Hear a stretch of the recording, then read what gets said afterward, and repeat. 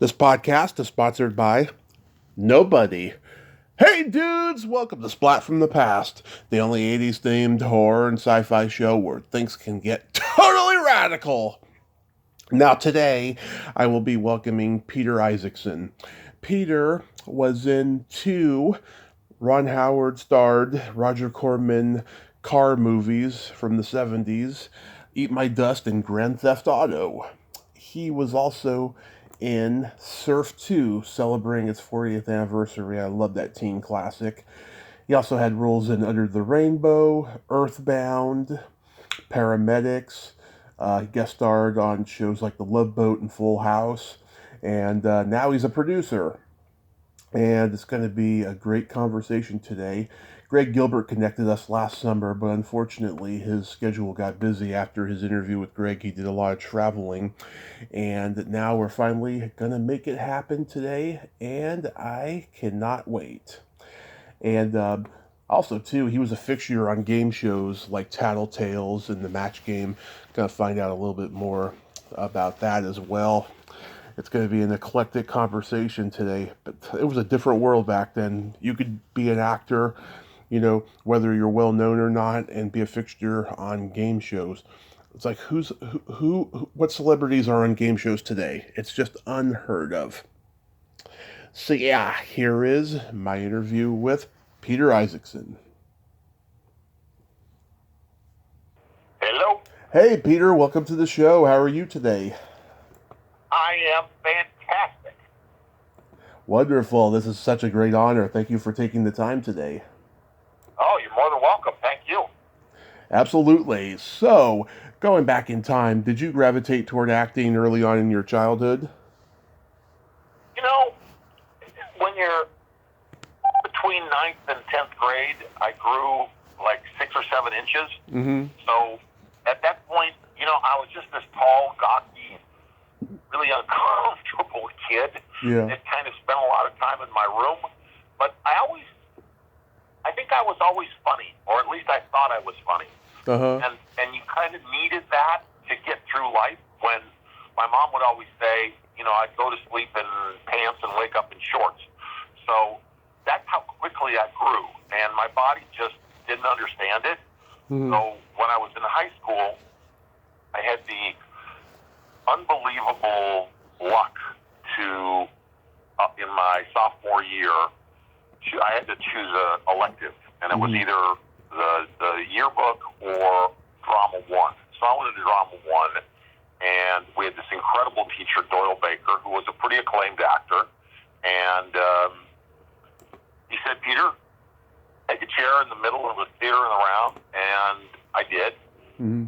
And he said, "Well, tell me about yourself." And there's a full acting class, 100 people probably, and I said, "Well, everybody knows my sister because she was a cheerleader, and everybody knew my brother because he was a bad character and this and that." He said, Whoa, Peter, did I ask about them?" I went, "Well, no." And he said, "I asked about Peter. No one ever asked about Peter." And it was this breakthrough moment in my life where I went, "Oh, Steve, you want to know about me? Like, what's inside? Like, how much time do you have?" And that was, then I got a part in the next play, and I found I could kind of hide behind these characters in high school. Mm-hmm. And I didn't have to be tall, gawky Peter. I could be a husband. I could be a general. I could be this. I could be that. I could be an accountant. And I could create something. And that was the spark that, when I said to my mom, I want to be an actor. And she said, "Go do it."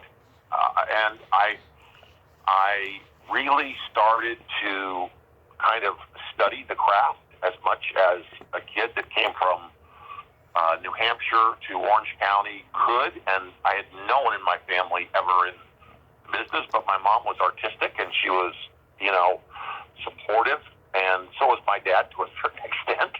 And so that, as it grew and I started to get better and a little more acclaim in the community, I got bigger roles in plays and at bigger theaters. And then one day, one of my best friend's mother after I had graduated high school, barely, and she called me, and I think I was 21 or 22, and she said,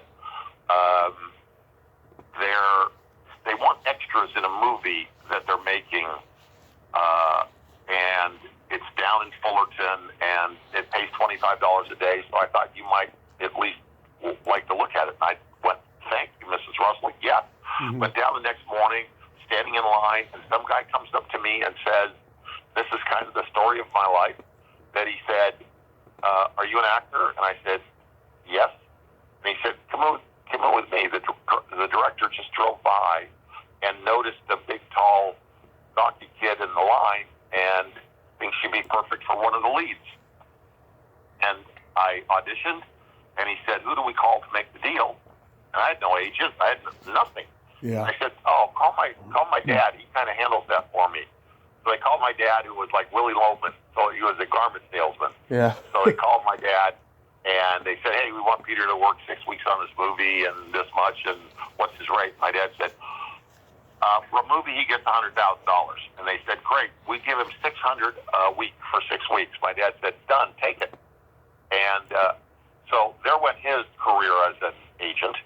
And I did this movie, and it was kind of a non-union American graffiti type movie. But every actor, it was like their first job, but all the crew were going on to do a movie for Roger Corman called Eat My Dust with Ron Howard. Right. So I quickly realized the actors mean nothing. I better be really close with the crew. And the crew said, yeah, go up and talk to, Terry McGovern or someone like that. And up at New World Pictures. So I drove up into Hollywood, which I had never been. I go up to New World Pictures, and I'm walking down the hallway, and a door opens, and it's this big bearded man, and he said, what are you doing here? I said, well, I'm an actor, and I'm going to go see Terry McGovern. He said, you don't want to see her. She hires the crew, which made sense because that's who the crew told me to see. And I said, okay, well, who should I see? And he said, I'm Charles Griffin. And Charles Griffin is one of the biggest directors that Roger Corman hired. And I went, well, okay. And he said, come on in. So I went in. I read 2 scenes. He said, do you have an agent? And I went, oh, God, no, I'm not going to call my dad. So I said, no, I actually don't. I've never done like a union movie. He said, well, you're doing one now. Go downstairs to Dale Garrett, who was this famous kind of B-movie actor agent who also handled chimps and parakeets and dogs. And then I went to work with Ron Howard on Eat My Dust. And Ron Howard is the reason, truthfully, that I sit where I sit today. Wow. Yeah, at that time, Roger Corman was transitioning into redneck car movies, just like he had done with the biker movies in the late 60s, and this was pre-Smokey and the Bandit, post-White Line Fever and Macon County Line and Dirty Mary, Crazy Larry. The redneck car genre was really hot at that time. Yeah. Yeah, and I did 6 days and met Ron's whole family, and, if you read Ron's book, The Boys, he's so sweet to include me in that Roger Corman chapter where Corman came to him and said, I'll let you direct, but you got to act in one first. And I think Eat My Dust did a pretty good number, and then we did Grand Theft Auto together. But in between those 2 movies, probably the biggest thing that ever happened in my life because of Ron was he said, hey, have you ever been to Paramount? And I was like, never. He said, well, I'm doing Happy Days. And I went, duh. And so I went to Paramount to have lunch with him. And the guard said, Mr. Howard's running a half hour late. He'd like you to go meet these 2 casting directors on the lot at Paramount. And I was like, I was walking blindly. And I'd never been in this situation, so I didn't know what to do. So I walked in their office, and they said, hey, Ron says great things about you, and we're doing 1 pilot at NBC and here, and they handed me some pages. They said, read this. And I read it. And they said, no, read it out loud with us. And that's how young and, naive I was. And they said, you're perfect for this. Go see Aaron Rubin. And it's called CPO Sharkey, and it's going to star Don Rickles. Mm-hmm. And I went over to NBC and read, and Aaron Rubin said, we love you, but is there anything else you can bring to it? We'd like to bring you back in a while. Let us think about it. So I went on a sales trip with my dad to Fayetteville, Arkansas. And my mom called our hotel room, and she said, NBC wants to see Peter tomorrow at 10:30, and I'm in Arkansas. And it's 1978. Mm-hmm. And I went to the airport at 5 o'clock in the morning, and I met this guy who checked me in who said, welcome to Fayetteville, Arkansas. How you doing? You welcome to United Airlines. And I said, oh, I think I'm on American. He switched hats. Welcome to American. And so I got back to NBC, and I asked Aaron Rubin that day if he was open to kind of this character being from the South. Mm-hmm. And he said, that's a great idea. Because he had done Gomer Pyle, he had done Andy Griffith, so he really related to this character that came out of my mouth, Seaman Pruitt. And, seriously, in 6 months, when we went on the air and we had shot the first 15, I couldn't walk the streets of my neighborhood because, there were 4 channels, and the first episode, 38 million people saw it. And it was, Ron calling me the first night saying, welcome to the club. And that was, I've been in SAG for 45 years, and, now I would say a successful producer. And it's been quite a ride. I think that Charles Griffith was a genius, and he was a huge contributor to Grindhouse Cinema. What was he like to work with? The whole Corman team was it was loose, it was fun, and it was like, we're going to do it quick, we're going to do it right, and you had to be on your game, and he knew exactly, they didn't have, I have a show at Netflix that's coming out this spring that's probably the largest show on Egypt they've ever done. We've been cutting it for a year. Mm-hmm. They didn't have that luxury at New World. They had 6 weeks to cut a movie. Right. So you better shoot exactly what you're going to put in the movie. And Ron that's where he learned. And, I did other work with Ron down the road, and you could just tell that he had the Charles Griffith, he had the Corman in him. He learned it. And so it was tight but fun, and you'd be standing next to somebody that you knew from every movie that Corman did. And Rance Howard was a big advocate of mine, and so it was quite a time. It was pretty heady. It was different than any other movie that I had done. I was telling someone the other day that on Grand Theft Auto, I looked at the camera, and there was a camera assistant, and I went, or someone behind the camera, and I said, were you there yesterday? And he said, no, but Ron asked me if I wanted to shoot today, and I want to be a cameraman, so here I am. And Ron's wife, Cheryl, was the caterer. Give me a break. How great is that? And that's how New World Pictures became New World Pictures, I guess. It just, I think that Grand Theft Auto did a really great box office number. Yeah. And, so it was a fun time. Yeah, I love the opening of Eat My Dust with the moving fast camera from the point of view of the speeding car. I think that is just brilliant, really brilliant. And Dave Madden from the Partridge Family is in the movie. Yeah, he was great. Yeah, and your character, he has that gun because it's pheasant season. I haven't seen this movie in so long, but I kept for, I bet you 15 years, I kept in my wallet.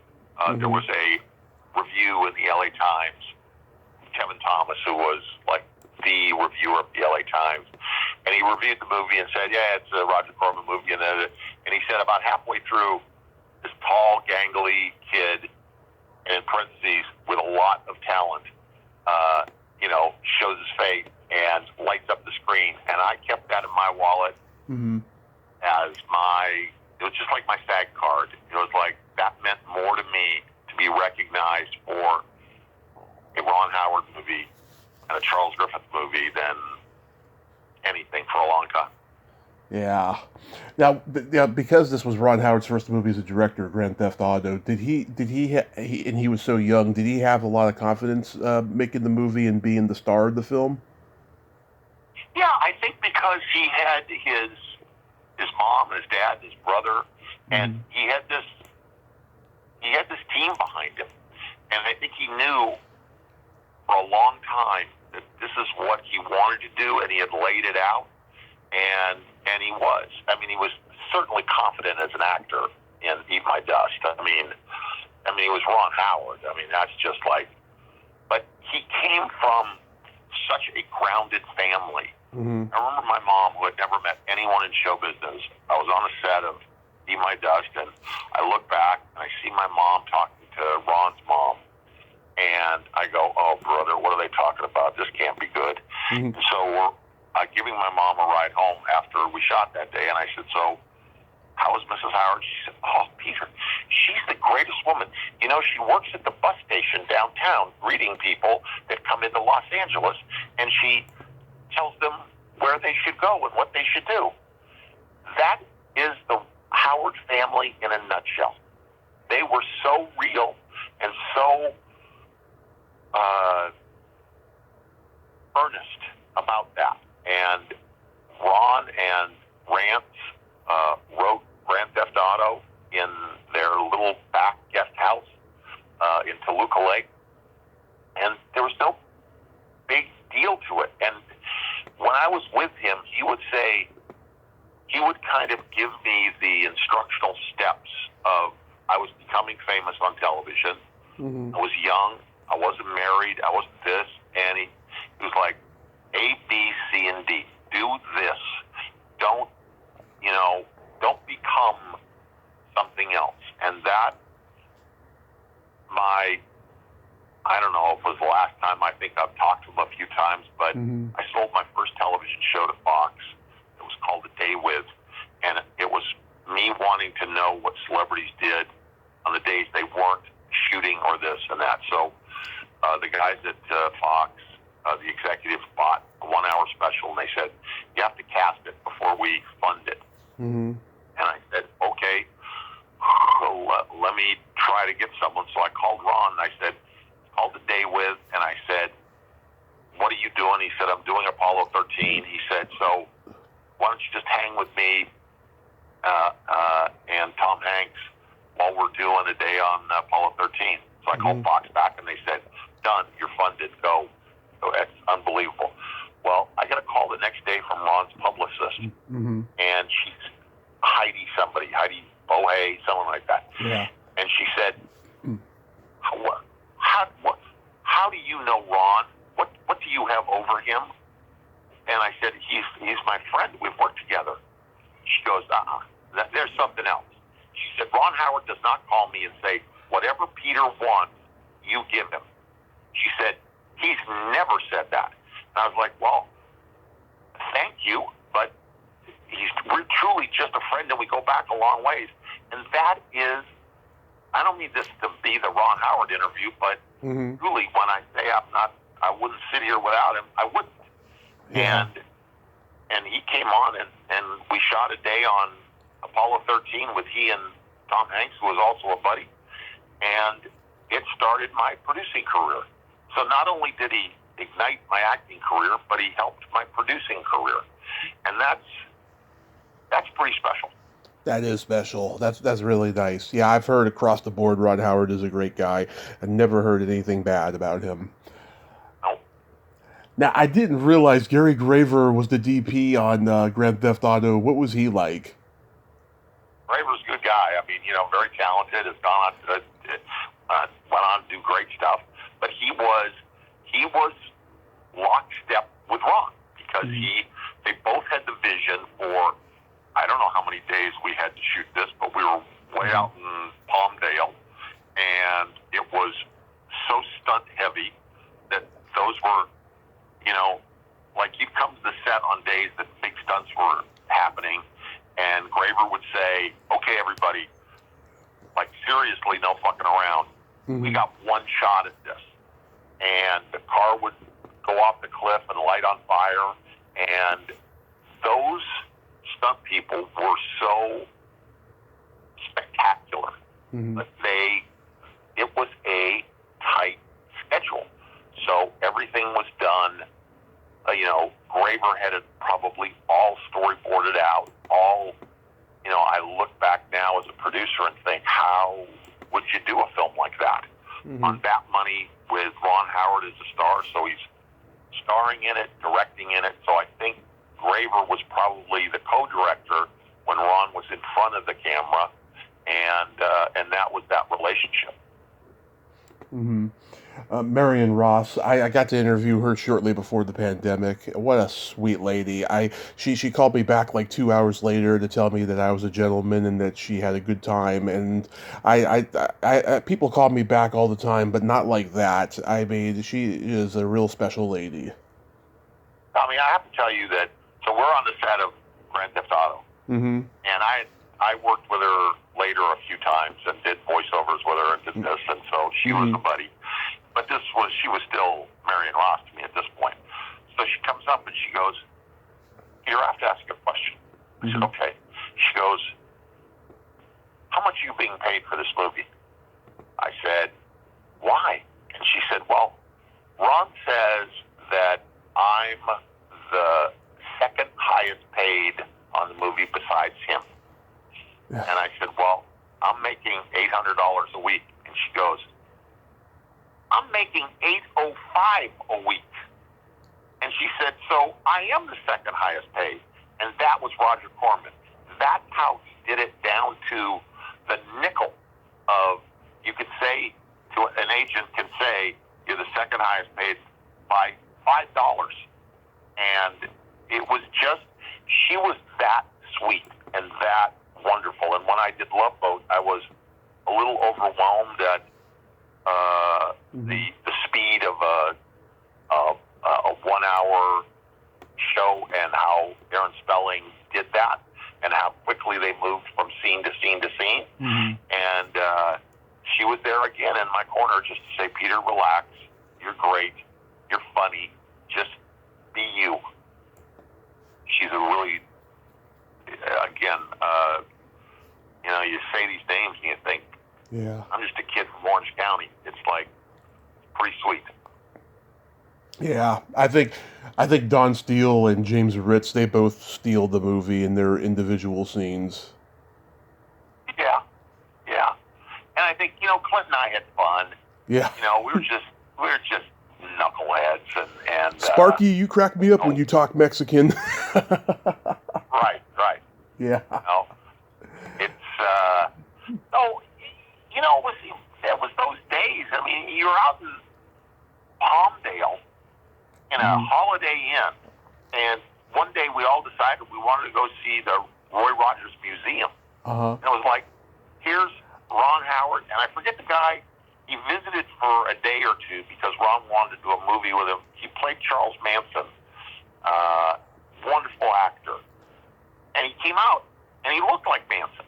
So we're walking through the Roy Rogers Museum with, everyone in the movie, and it was a big stunt day. And we didn't realize that there was kind of a crowd gathering because Ron's brother was famous from Gentle Ben and this and that. We're with that. It just, you just had fun. And you enjoyed the process and you towed the line. And, we drank at night with the stunt guys and they would tell stories that just would make my eyes bulge, and it just was a really magical 6 or 7 weeks for me. And to have Ron head it all up, and then to have it as a good movie, because I did a bunch of movies after that started out really good, and then you would see them and go, what happened? Yeah. This one was one of my favorites. Now, that non-union movie, was that The Reunion? Yeah, The Reunion, yeah. Yeah, I never saw this, and it's not on YouTube, and you can find B gems on YouTube. Like was that a good experience? Yeah, it was a good experience because it was acting in front of a camera, and so you got to learn and be paid at the same time, and it was a really good first step. I think it would have been very difficult to go into, a movie like I did Under the Rainbow with Chevy Chase, Carrie Fisher, and everybody else. And that was a big time studio movie. Right. And, you had a trailer, and you had this, and you had that. I think that would have been too much for me as this naive, tall, goofy kid. Mm-hmm. But The Reunion was perfect, and the follow-up, Eat My Dust, was just as perfect. And then by the time we did Grand Theft Auto, it was like you kind of knew what you were doing. And at that point, I had done a season, I think, of Sharky, and I'd done a bunch of game shows. So I was kind of in the rhythm of I'm an actor, I'm a real actor, and that's a good way to heaven. I can't imagine being famous today with TMZ and everything else. I just can't imagine it. I mean, we just did what we did. You're my second guest from CPO Sharky. I had Barry Pearl on a few years ago. What was it like working with Rickles? Well, first of all, he was an idol of mine because I loved comedy, and I think I had memorized Hello Dummy. And it was so big to me that when I walked in NBC to the rehearsal hall the first day, I remember parking and saying to myself, Peter, don't get too excited. It's probably not Don Rickles. It's probably an actor named Don Nichols.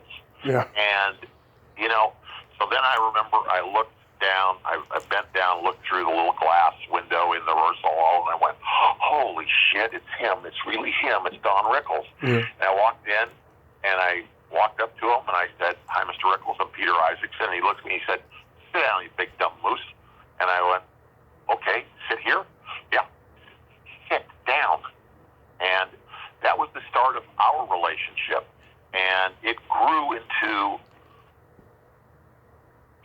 this magical, in the second season that we did, my father was very, very ill. And my mom would call me on Wednesday and say, I just don't know if he's going to make it to the studio.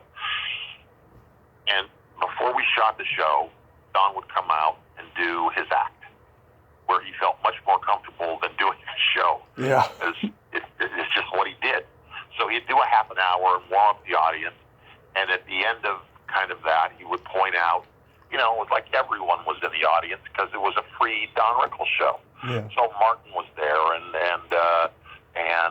Red Fox was there one night, and this one, and at the end of that, he would say, where's Eddie? And that was my father, Ed Isacksen. And he'd say, Eddie, you here? Light would find my father and say, stand up. He said, it's my buddy, Ed Isaacson. He said, Eddie, you going to meet me after the show? We'll have a little pop. My dad shake his head, said, yeah. And he said, and the big dumb moose on stage doesn't get to come. And he would sit down and everyone would laugh. And it was the only time in my dad's life that anyone ever, I'm going to get emotional here for a second, but it's the only time that anyone shined a light on my father. Mm-hmm. And Don did it every week. And 6 weeks after we finished shooting, my father passed away. Oh. And I swear to anyone who will ask that Don Rickles kept my dad alive for an extra year. That's the kind of man he was. Oh. And he said to me, I don't know, it was after this, and he said, what are you doing this weekend? I said, nothing. He said, you come to Vegas Friday. He said, I'm going to give you the Rickles primer to Vegas that you will remember your whole life. He said, you're going to see my show, the late show Friday. Then we're going to have dinner afterwards, you, me, and Barbara. And he said, then I'm going to give you the rules and regulations of Vegas. And he did. We sat up till like 4 o'clock in the morning, and he taught me how to gamble, taught me how to order, taught me how to talk to a maitre d', how to get tickets, how to get. I mean, it was just like it was the primer. It's what Ron Howard did to me, and this is with one of the biggest Vegas stars of all time. Yeah. And why me? Why me? I don't know. It's the universe that said, Don, Peter needs some help in his life, and I've never forgotten it. And when David Landsberg, who was in the cast, passed away a couple of years ago, we went to the memorial, and Barbara Rickles was there. Don had passed, and came out. I didn't even know if she would remember, and she took my arm so gently, walked me around Mount Sinai, around the chapel and synagogue, and there's 4 big stones on the side, and the last one is just Rickles. And she whispered to me, she said, Don would like to say hi. And again, that's just one of those, like, I get goosebumps now to think, this woman says that Don Rickles wants to say hi to me from the afterlife. How great is that? But that's wow. He was there when I was nothing, and he would always say, you know, like I did Love Boat, and Aaron Belling paid 10 times what I made on Sharky, and he'd say, I'd come back Monday, and he said, so what'd you make on Love Boat? And I said, I think 8,000. He said, really? Because this week at the Sahara, I make 240. I said, well, okay. I don't think I'll ever make that. Yeah. No, you won't. So sit down. And it was, and then one of my favorite moments of CPO Sharky ever was we were in a big rehearsal hall. We're all kids like Pearl and this and that. And Pearl, by the way, didn't get invited back for the second year because Rickles called him Chekhov.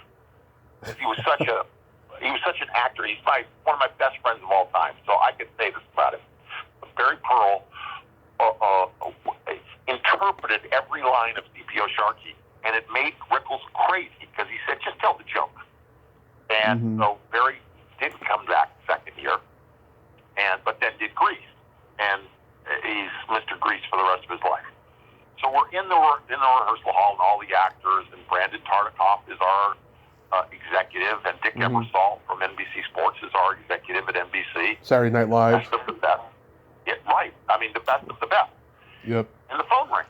So, of course, being single, I jet to the phone, pick up the phone, and I hear, is Don there? And I said, sure.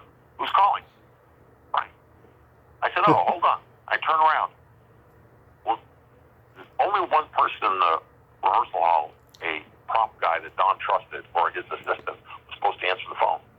So I turn around, and the room is silent. And I said, Don. I said, it's Frank.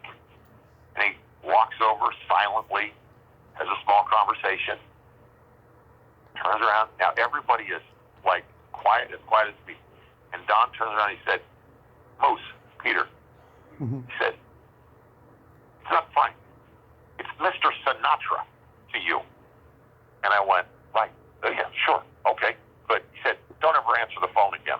I went, nope, never will. Thank you very much. That was the world that you were thrust into. Yeah. I was asleep on a cot on the stage. And during lunch, just taking a nap, as any knucklehead 23, 24-year-old would do. And I hear, is Don around? I open my eyes, and it's Dean Martin. And he's looking for Don. Wow. And it's just you. And Carson was next door. So all of us would go in the wings of Carson every night and watch the show. And it was like a playground for everything. Red Fox shot on our stage when we didn't shoot on our stage, so you got to know that group. And it's just, I don't know.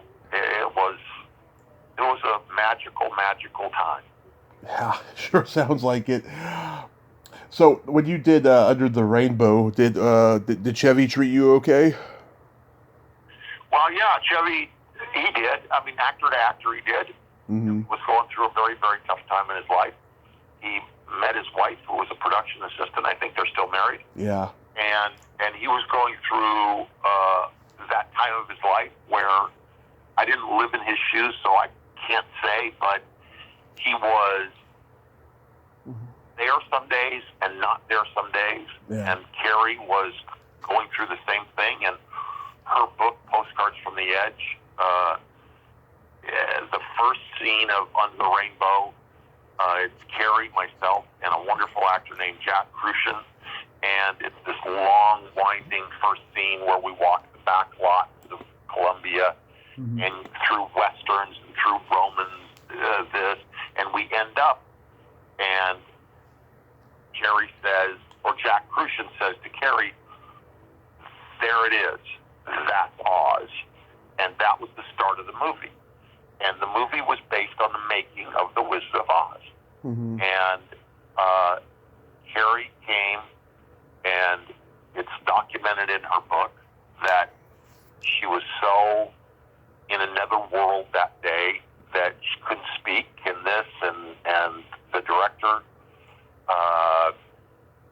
said, come here, guys, Jack, Peter. They put a weight belt around her, and they said, just lift her up a little so her feet are off the ground and just carry her through the scene. And she's not going to say the lines right. Yeah. So you guys just say the lines and we'll loop her later. And that's what that whole movie experience was, is you had two stars that were at very difficult times in their life. You had producers that had come off, I think, the Buddy Holly story. Oh, yes. So they were red hot, and the studio would do anything to make this movie work. We were way over budget, and in the end, you had Eve Arden, you had Pat McCormick, you had, Adam Arkin and I split a trailer, and we'd just sit all day and day after day after day.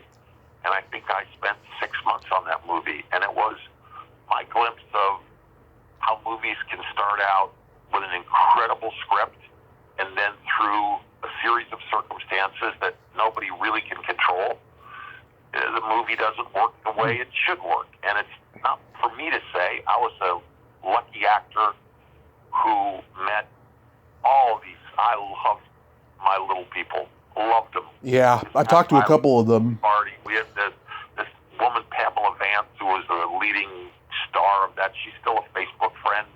Adam Arkin's still a Facebook friend. Mm-hmm. It's a snapshot of my life that I just am so fortunate to have had. Yeah, Kevin Thompson, who's in Blade Runner and several movies, he was in it. I talked to him. Felix Silla, who played Cousin Ned on The Addams Family, he was in it. I talked to him before he passed. Yeah, it's crazy. It was a time capsule. Yes. How was guest starring on Three's Company? Well, Ritter was a buddy, so he had called me in a bar about a week before and said, what are you doing next week? And I said, I don't know. And he said, you want to come play with us? And I went, yeah, I do. And, I probably get more that and Love Boat just because I'm such, and, Saget was a buddy, so on Full House, that was a fun, you do all that. But Three's Company was in that transitional year where Suzanne Summers had left, and it was Jenny Lee Harrison, I think, was the new blonde. Mm-hmm. And so it was a little, uncomfortable on the set, but you'd never know it from Ritter. I think he was the one that said to me that a fun show is like throwing a dinner party. And the guests that come to the dinner party and are really fun guests that eat and tell stories and do this, but the next dinner party they're not there. Mm-hmm. You always want to have them back. And that's how he considered the week on Three's Company. It was like a big dinner party. And I was lucky enough to be invited to dinner that week. And that's, shows like that, like I did Magnum. And Tom could have been a bigger star and became a big friend and took care of me and was happy to have me. And that's how Saget was the same way. All the Aaron Spelling shows I did a million of them. He was that way to me. We were doing, he did an hour drama that did Matt Houston. And so he had his producers call me and said, Peter, you get to play the bad guy. Wow, I was so excited to really, act.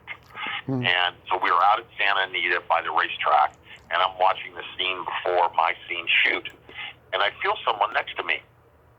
And I look down, and it's Aaron Spelling. Yeah. And it's Aaron effing Spelling. And I said hi once in a while, but I didn't stand next to the guy. Mm-hmm. And I said, hi, Mr. Spelling. He said, hi. And we stood for a few minutes, and he said, Peter, you know why I hire you?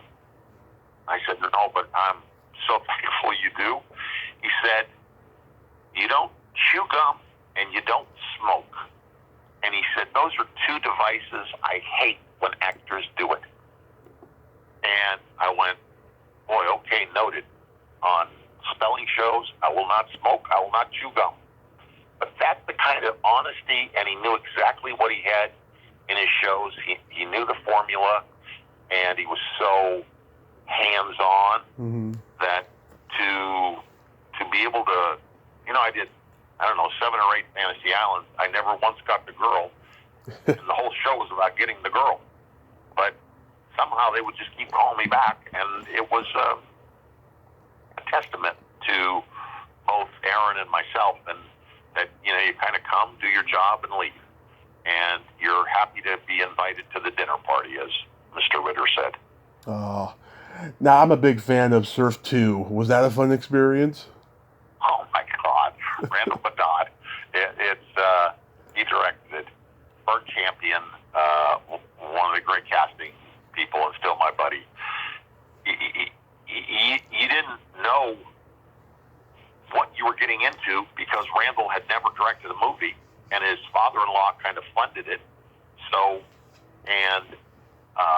I got this call before we started from Cleavon Little. Yeah. And he lived, as Cleavon would tell me, I'm on the way to Malibu, and he didn't drive. So he said, would you pick me up in the morning on your way? And I went, again, this is Isacksen from New Hampshire. This is Cleavon Little. I went, yeah, sure. And we talked for an hour to Malibu and an hour back. And that was, you had Pat McCormick, who was falling in love with the Tea Time Lady girl from Carson. And Carol Wayne. Before. Right. And you had Eddie Deason, who I had worked with before and was crazy as a nut house. Yeah. And it was, Eric Stoltz. It was really fun and wild, and you didn't know, you'd read these pages and go, I don't know, let's just shoot them. And it's interesting because about a year ago, they came out on DVD for the first time. So this company sent a camera crew, and my wife was kind enough to direct me. And it was fun to kind of relive those memories with watching some of the movie and that. I don't really ever go back and look at stuff I've done, as I try to look at the next thing I'm going to do. Right. But someday, like my kids, they, once in a while, they'll see a Full House or a Love Boat or a Three's Company, or say, or they'll talk to a friend of theirs. They go, your dad was an actor, and they'll Google me, and then it's fun. And you get an awful lot of people on Facebook that will write you and say, I just saw you. They'll send me my picture, my screenshot from like Love Boat, and they're in Denmark, and it's 2 a.m. and said, just saw it, and think you're the most wonderful actor, and it just makes you just kind of feel warm and just go, you made somebody laugh, and that's, as an actor, you can't do any better. So yeah, I've talked to Corinne Boyer, great lady, so gorgeous. Yes.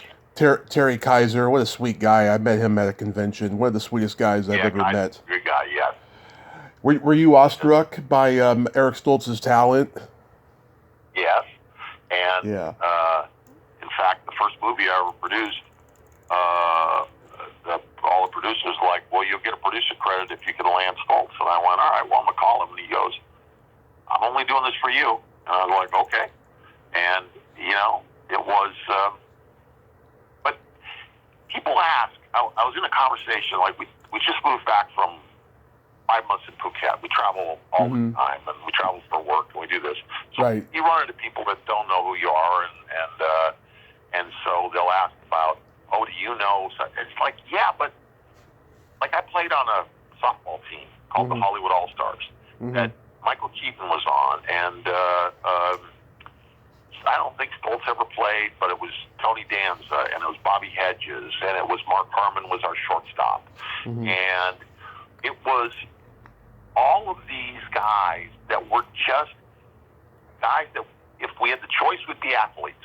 And the athletes that we came in contact with, they'd all want to be actors.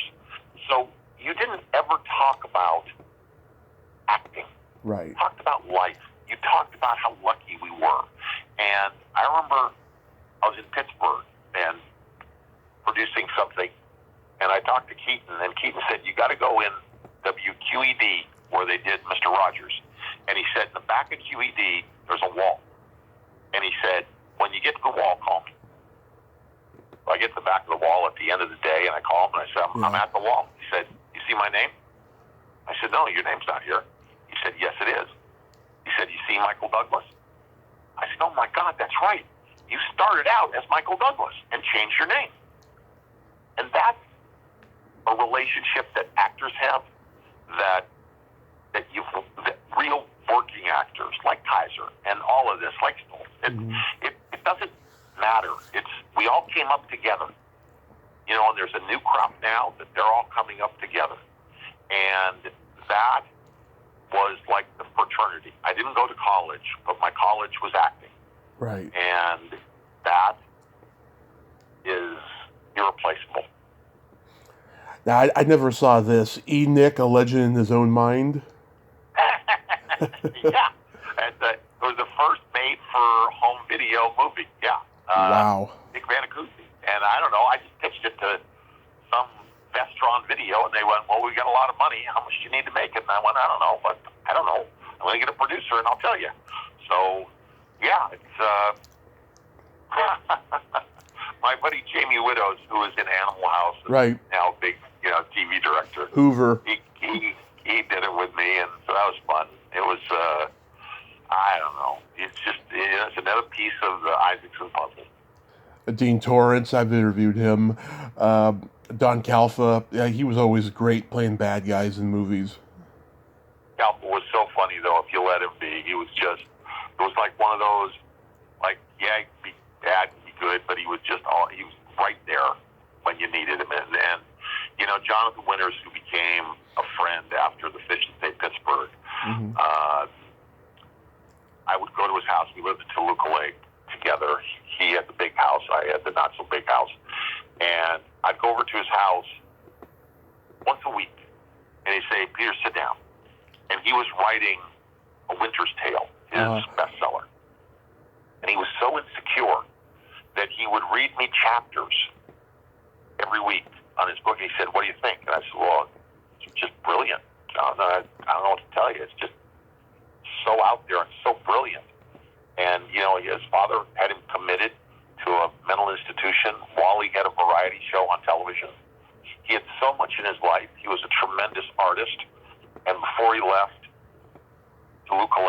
called me and said, we're going to move up to Santa Barbara, and he said, I have a gift for you.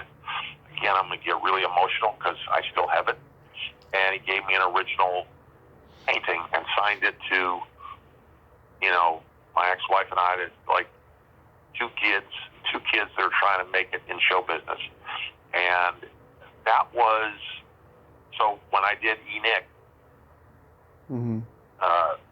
they said, well, we just need, you're friends with Jonathan Winters, can you get him to do something? So I went over to his house and I said, I'm doing this thing, it's crazy, it's never been done before. Typical Peter, road less traveled. And I said, what do you want to do? And he said, I get to do what I want to do? I said, He said, I want to go out in the middle of the desert. And he said, I'm going to build a little camp, or your team will build a little camp, and I'm the last person on the earth. And he said, I'm doing this, and I'm talking to myself, and it's like I'm trying to figure out what I'm going to eat for dinner and what I'm going to kill, and I'm going to do this. And he said, then at some point toward the end of the scene, I'm going to look up, and an airliner is going to come over. And he's going to go, I'm going to have the realization that I'm not the last man on earth. I'm just in the middle of the desert, and I'm an idiot. And it was the greatest, I don't know, hour and a half. See how that brain worked. And I was lucky enough to hang out with Rob Williams a few times, and with Jonathan and this. And that kind of brain just doesn't come along very often. It's pretty magical. And that he was such a collector, and he was such a smart man. So again, lucky Peter. Did you yourself ever do any kind of stand-up or improv? Yeah. Well, I did a lot of improv, and in my early days, and I did. David Landsberg was a small guy on small Jewish bald guy on Sharkey, who was my dear buddy. He and Barry Pearl and I lived in the same apartment complex, and Barry Pearl made us all get this with the same answering services. I swear, so he would know who was calling us and what shows were being done. But so Landsberg said to me, "We should do stand-up, and because we're already funny because we're short and we're tall." And so we tried it a few times, and then did a unfortunate night at the Improv for the NBC sales group, and we looked at the board before we went on, and said to Bud, we said, we kind of have a problem. We've only done our act 4 times, and it looks like we're following Richard Pryor, who had a show coming on that year. And he said, Bud Friedman said, yeah, NBC said, you're the biggest stars of the night because your show's already a hit. And we were terrified and followed Pryor as people were leaving the Improv, getting their things and leaving, because who's going to follow Pryor? Well, then he said, whoa, no, sit down. We got the 2 guys from Sharkey, and they thought, oh, maybe Rickles. And David and I walked up, and that was the last time we did stand-up. It was. I think somebody asked Bud after the show, they said, have you seen Peter? And he said, look under the bus. That's how devastated we were with the performance that we gave. So pretty tough to follow Richard Pryor. Yeah, because it says you were on the half-hour comedy hour and Rich Hall Vanishing America. Yes. Yeah. And, comedy hour was, Dick Clark, who believed in me again, and it gave me, I just found a letter when we were going through stuff that was in storage, and he had written a letter and said, after half-hour comedy hour, that, my buddy Leslie Grice produced, and Chris Beard, and a lot of great people, Tom Sharp and Arsenio. Brilliant guy, yeah. And Dick had written this handwritten letter that said, I just want to thank you, Peter, for your incredible work on Half-Hour Comedy Hour. I don't know that the network gets it, but one of my characters was this big, tall German guard that I improv'd and did with, I was the bouncer outside of a club that, people would come into, and it was all improv. And he said, Peter, to this day, one of my favorite characters of all time. And to get that from a Dick Clark, I think someone like Aaron Spelling would have done it. Mm-hmm. That producers, like Brandon Tartikoff and Dick Ebersol and all of this. I was at a restaurant in New York years ago, and I said to the waiter, this very, very fancy restaurant in New York, that Monday nights you had to be invited by a member. Mm-hmm. And I said, is that Dick Ebersol? Or they were like very protective. That's Mr. Ebersol's table. That you don't, please just stay at your table. And Dick got up to leave and looked at me and said, Peter. I said, Dick. And the waiter felt so terrible that I actually knew him. But that's a lifelong connection. And that's, I was walking down the streets in New York, and they were doing Blood Brother, and they stopped all the traffic in the streets. And I said, well, can I just say to Tom, I said, hi. Oh, no. Mr. Selleck is very busy. And Tom saw me because I'm tall, and I stand out in the crowd, and he said, Peter, is it Peter? And comes over and gives me a big hug, and it's like, that was the fraternity. And that's the best way I can explain it. And that's what Ritter was part of that. And that's Saget, that when he passed, it was tough. And you lose people, and it's just, they were part of the fraternity. So I was happy to be in it. Yeah, you mentioned all those game shows that you were a fixture on and stuff. Were those fun experiences? Yeah, they were fun because I was,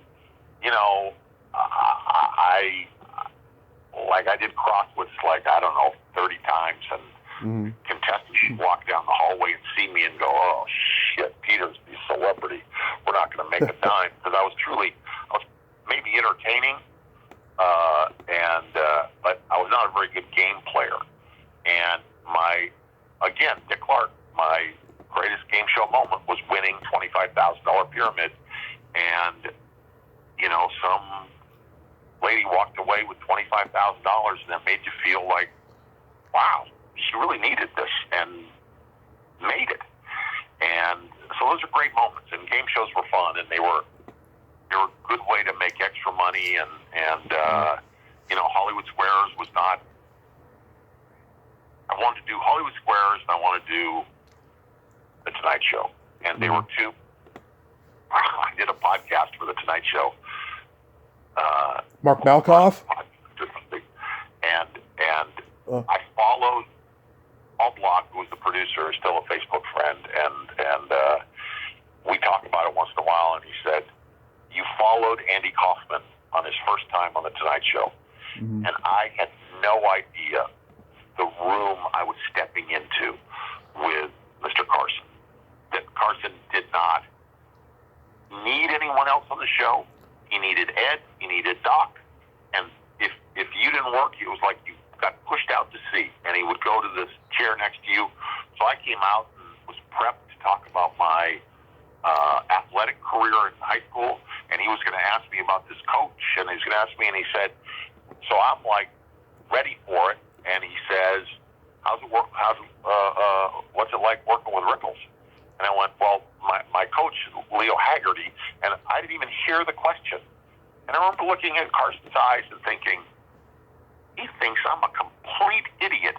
And sure enough, that's what the guy on the Carson podcast said. He says the 6 of the most uncomfortable minutes he's ever seen on television. Well, but yet, again, Rickles, I don't know, 6 months later says, what are you doing Monday? I said, well, I just get back into town. And I said, so nothing.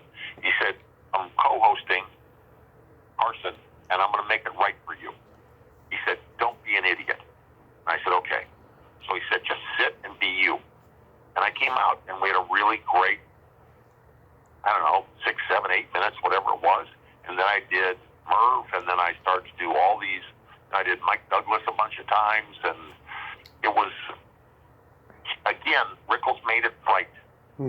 And so game shows, Dick Clark produced so many that I did, and it was just they were fun. They were an easy Saturday, and or a Sunday, and they were all the hosts were great. Tom Kennedy and everybody else. Yeah. You know, Peter from Hollywood Squares.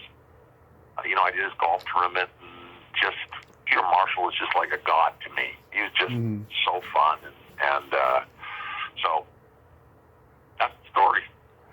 Real quick, I want to bring up Paramedics. I used to watch this movie on USA Up All Night when I was a kid, and we just lost Stuart Margolin. What was he like to work with? Well, that was his first movie that he directed, and my friend Leslie produced it, and so I got it early on, and it was supposed to be Jamie Widows and I, and the two tall knucklehead cops, and so Jamie got busy directing, and so they called me and said, we need another tall guy. So Eric Boardman was my friend, and we did a ton of voiceovers together. So I said, Boardman's never done a movie, but you audition him and you tell me if it's right. And Margolin and I, we had fun. I mean, it was real. It was on location in Dallas, so what's better than that? And it was a comedy.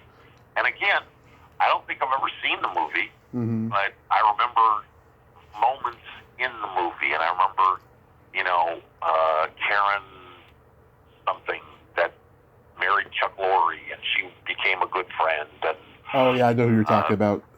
Yeah. Yeah. So, and Stuart Margolin, I mean, yeah, I loved him as an actor, and, you know, he was feeling his way around. It's hard to do a movie, like, I'll equate that movie to a Corman movie that's why Corman hired who he hired, because there was never any question that you were going to go over, because you went over, you never directed again. And I think Stuart Margolin came into a situation where he wanted to make it perfect. Very few movies are perfect, especially movies like Surf 2 and Paramedics and all that. It's like you get what you get and you move on. That's what I've learned as a producer.